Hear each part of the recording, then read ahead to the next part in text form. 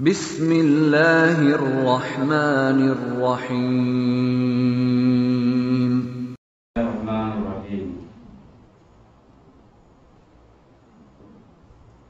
آج کا عنوان ہے نیکی کا حکم دینے اور برائی سے روکنے میں خواتین کی ذمہ داری۔ اسی عنوان کے تحت کل ہم نے حضرت ام سلیم رضی اللہ تعالی عنہا کی کچھ مختصر اہم باتیں سماعت فرمائی تھی کہ انہوں نے حضرت ابو طلحہ سے شادی کرنے کے لیے اتنی اہم باتیں ان کے سامنے پیش کی تھی کہ اتنے کھلے الفاظ میں کہا کہ آپ کو شرم نہیں آتی ابو طلحہ، تم ایک لکڑی کے ٹکڑے کی پرستش کرتے ہو اور میں ایک اللہ کی عبادت کرنے والی بندی ہوں، تم سے اور میرے سے رشتہ کیسے ہو سکتا؟ تب ابو طلحہ نے مشرف با اسلام ہوئے تو حضرت ام سلیم نے ان سے نکاح کیا۔ یہ ساری باتیں ہم نے کل سماعت فرمائی۔ آئیے اسی طرح اسلام کے مشہور و معروف دشمن ابو جہل کی بہو کی تعریف ہم سنی، انہوں نے بھی ایسے کارنامے انجام۔ ابو جہل کی بیوی، ابو جہل کی بہو ام حکیم رضی اللہ تعالی عنہ، یہ فتح مکے کے موقع پر اسلام قبول کیا، مسلمان ہو گئے، اور ان کے شوہر اکرمہ یعنی ابو جہل کے بیٹے، یہی وہ ابو جہل ہے جن کی مزید 2 بیٹوں سے اللہ کے نبی کی 2 بیٹیاں نکاح کرے تھے، اور یہی ابو جہل دونوں بیٹوں کو، نبی کی دونوں بیٹیوں کو طلاق دینے کے لیے حکم دیا تھا اور طلاق بھی دے دی تھی۔ یہی وہ اکرامہ ہیں جو ابو جہل کے بیٹے ہیں، اور ان کی بہو ام حکیم رضی اللہ تعالی عنہ۔ جب وہ اسلام قبول کی اور اکرامہ غیر مسلم رہے تو ان کی انتہائی دشمنی سرگرمی، جیسے آج اسلام کے خلاف چل رہے ہیں، اسلام کو ختم کرنا، مسلمانوں کو قتل کرنا، اسی طرح ابو جہل اور ان کے بیٹے اسلام کے اور نبی کے کٹر دشمن تھے۔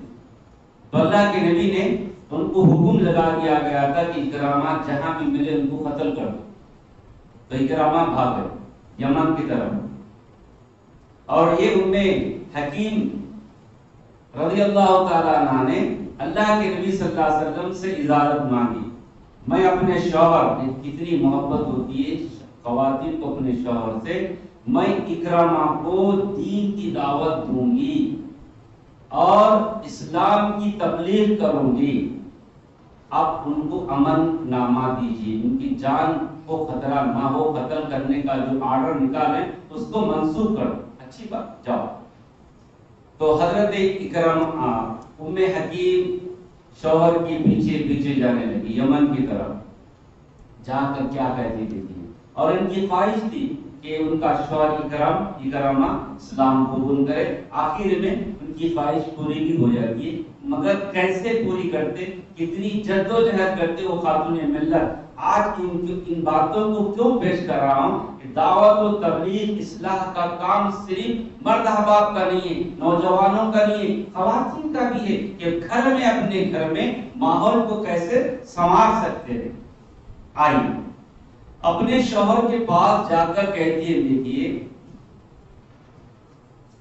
میں ایسے انسان کے پاس سے آ رہی ہوں جو صلہ رحمی کرنے میں سب سے آگے ہے اور سب سے زیادہ نیکی کرنے والا اور سب سے بہتر انسان، اس کے پاس سے آ رہا ہوں، یعنی نبی کریم صلی اللہ علیہ وسلم کے اخلاق پیش کر رہے اکرامہ کے سامنے، اور اپنے آپ کو ہلاکت میں مت ڈالو اے اکرامہ، میں جو دعوت پیش کر رہی ہوں اس کو قبول کر لو، نبی کریم صلی اللہ علیہ وسلم کا یہ امن نامہ ہے، آپ کی جان خطرے میں نہیں ہے، آپ اسلام قبول کر لو اور میرے ساتھ چلو یمن، نبی کریم صلی اللہ علیہ وسلم کی خدمت میں۔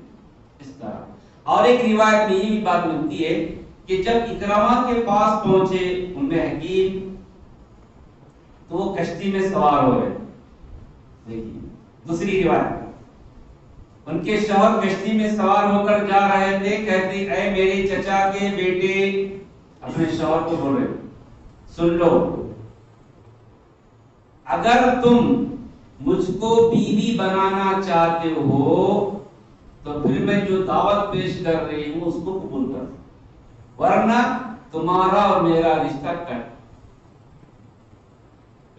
آج کے ماحول پہ غور کیجیے، آج فلم انڈسٹری میں کام کر رہے ہیں بہت سے مرد مسلمان، بہت سے عورتیں مسلمان کا نام ہے، سیاسی رہنما ہیں، بڑے بڑے لیڈر ہیں، نام دیکھیں تو ماشاءاللہ مسلمان کا، اور ان کی لائف اسٹوری دیکھیں گے تو ان کی بیوی غیر مسلم۔ تو تیرے مذہب پہ رہو، میں میرے مذہب پہ رہتا ہوں، تم نماز پڑھ، قرآن پڑھ، میں مندر کو جاتا ہوں۔ یہ دیکھیے ام حکیم صاحبہ اگر چاہتی اکرما تم اپنے دین پہ رہو، میں اپنے دین پہ رہتی ہوں، کہہ سکتے تھے۔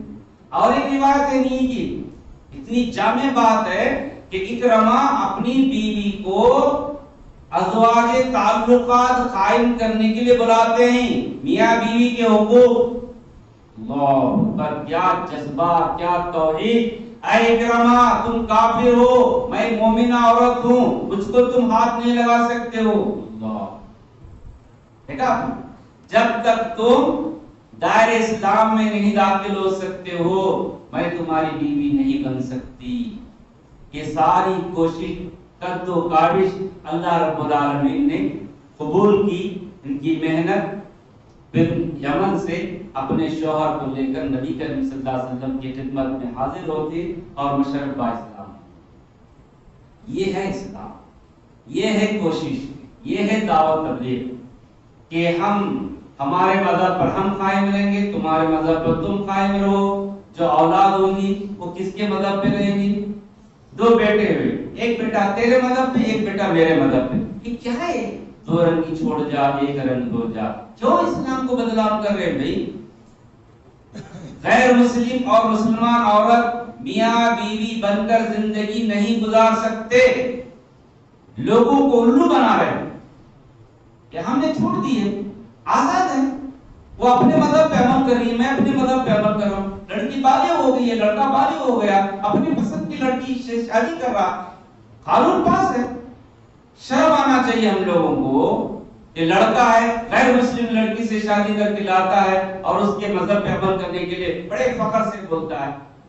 یہ ماحول کو بدلنے کی سخت ضرورت ہے محترم سامعین۔ اسی طرح حضرت عائشہ رضی اللہ تعالی عنہ کا نام کون نہیں جانتے؟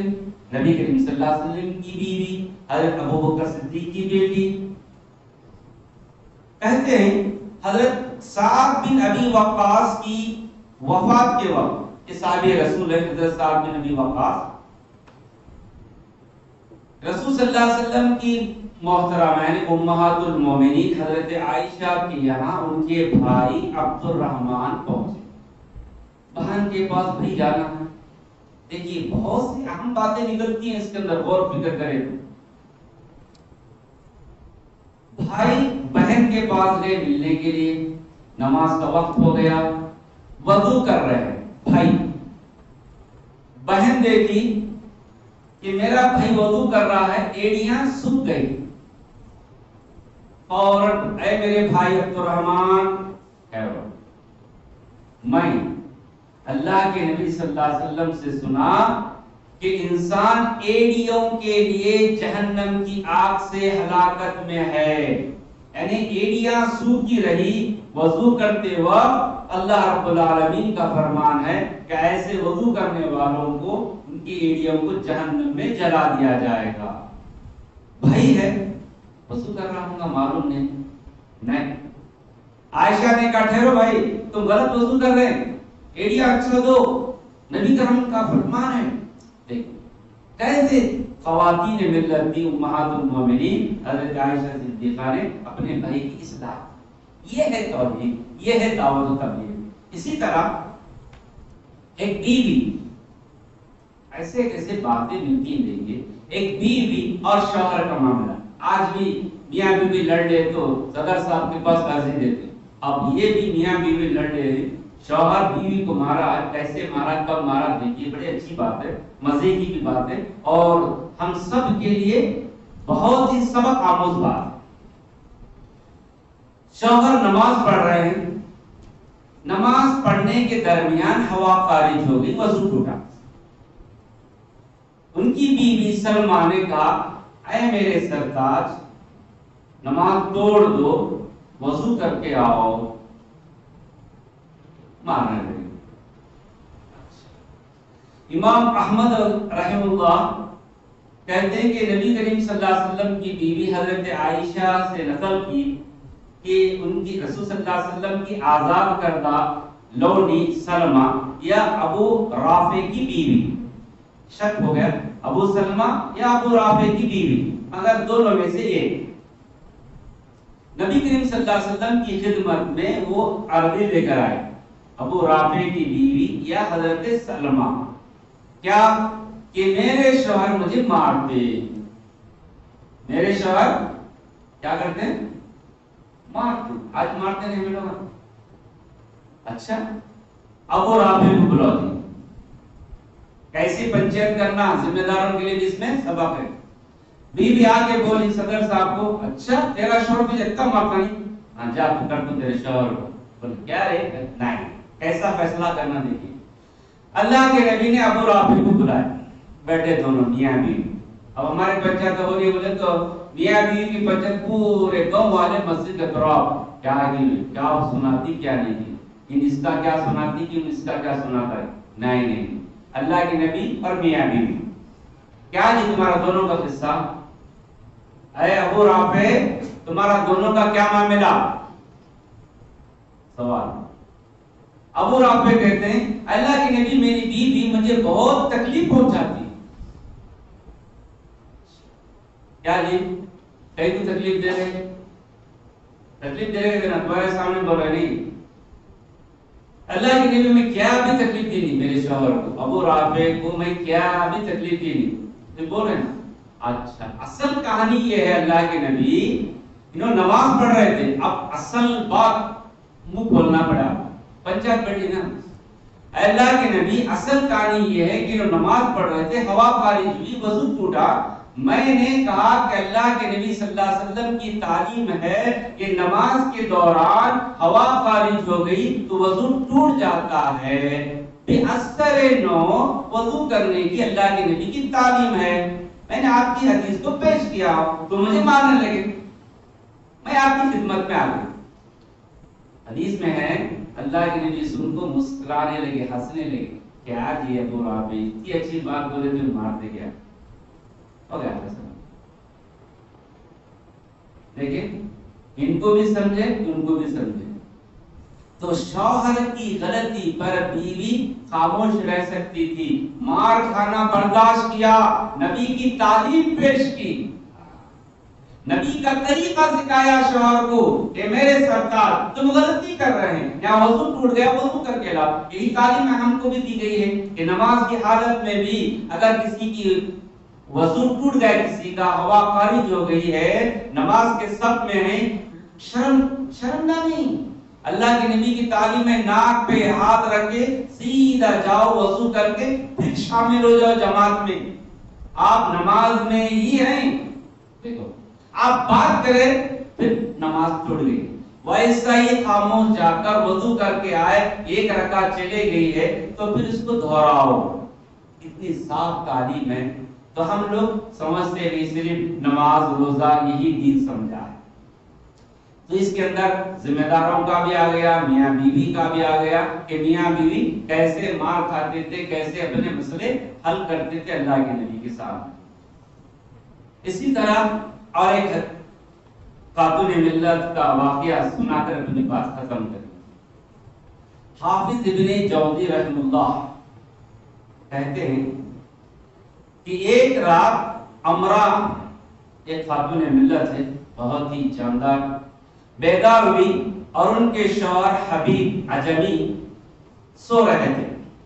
تو انہوں نے سحری کے وقت شوہر کو یہ کہتے ہوئے بیدار کیا، نماز کو اٹھا رہے ہیں، اے بندے اٹھ، رات بیت چکی ہے، دن آ چکا ہے، آپ کو طویل سفر طے کرنا ہے اور ذاتی سفر تھوڑا ہے.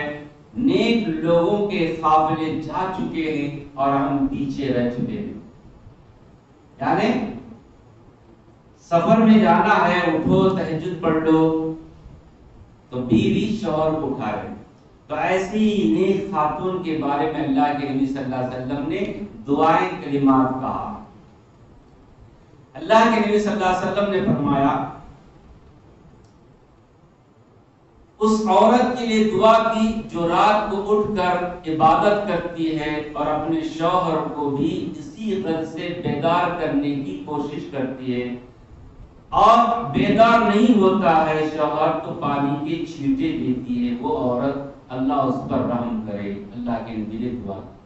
وہ شوہر بہترین شوہر ہے جو رات کو تہجد کے لیے اٹھتا ہے، تہجد کی نماز ادا کرتا ہے، بیوی کو جگاتا ہے، بیوی جگتی نہیں ہے، اس کے چہرے پر پانی کی چھینٹے دیتا ہے. بہترین بیوی وہ ہے جو تہجد کو اٹھتی ہے اور شوہر کو اٹھاتی ہے. بہترین شوہر وہ ہے جو تہجد کو اٹھتا ہے اور بیوی کو جگاتا ہے. آج بہترین شوہر کون ہے؟ چترے میں گھمانے والا، ہیلی کاپٹر میں بٹھانے والا، سیل میں لے جانے والا. چلو جی وہاں سیل لگا کرتے ہیں. بہترین شوہر کیا ہے؟ میرا شوہر ہے، کہاں بھی لے جاتا نہیں، کیا نہیں، پارٹی کو لے جاتے نہیں، ہوٹل کو لے جاتے نہیں. بہترین بیوی وہ ہے جو بن ٹھن کر مارکیٹ میں جائے. کس کی بیوی؟ فلاں کی بیوی. آج کے کلچر میں بہترین بیوی وہ ہے جو بے پردہ گھومے، بہترین شوہر ہے جو مارکیٹ کرائے. تو کتنا فرق آ گیا ہے. تو لہذا وہ خود نے کتنے خوش نصیب بندے بندیاں تھی جو خود بھی نماز پڑھتے تھے اور اپنی بیوی کو بھی نماز کے لیے بیدار کرتے تھے. ہم دعا کریں کہ اللہ تعالیٰ ہر گھر میں میاں بیوی کو یہ شوق پیدا کرے، ہر گھر کا ماحول یہ ہو کہ تہجد کا اہتمام کرے. آخر میں اللہ تعالیٰ سے دعا ہے کہ اللہ تعالیٰ کہنے اس سننے والوں کا عمل کی توفیق عطا فرمائے. آمین یا رب العالمین. السلام علیکم ورحمۃ اللہ وبرکاتہ.